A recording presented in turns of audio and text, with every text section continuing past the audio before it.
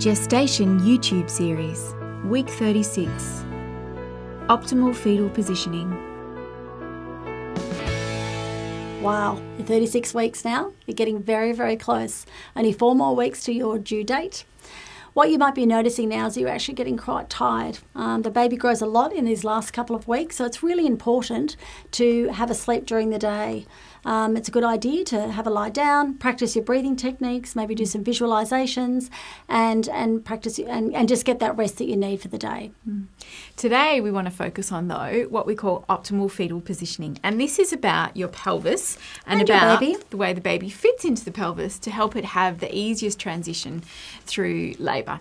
With optimal fetal positioning, often what we talk to women about at this point is that we want the baby to be in what we call an anterior position, which is where its back is along your belly and its head's nicely tucked in, a bit like this. When a baby is in this position in your belly, it's what we call a posterior position. And this means in labour, the baby has to turn all the way around and then come down. And it can just make for a trickier labour. So ideally, around 36 weeks, what we recommend women to do is for at least, 10 minutes a day, sometimes twice a day, get on their hands and knees and crawl around their house a little bit. When you're on your hands and knees, it encourages the baby to move into that forward position, and it also opens up the pelvis a little bit to allow the woman and the pelvis to expand as much as it needs to for this time in labour. We also encourage you to actually sit with more forward type movements. So as much as you might be tired at the end of the day, really resist lying back and reclining on the couch.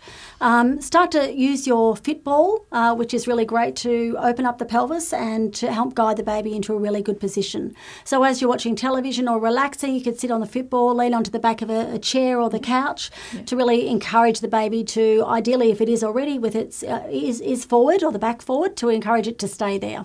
Do you know a really interesting fact is that a client of mine did some research when her baby was posterior, and she found that in the 1950s and 60s, the rates of posterior babies were very low because all the women used to be on their hands and knees cleaning the kitchen floor.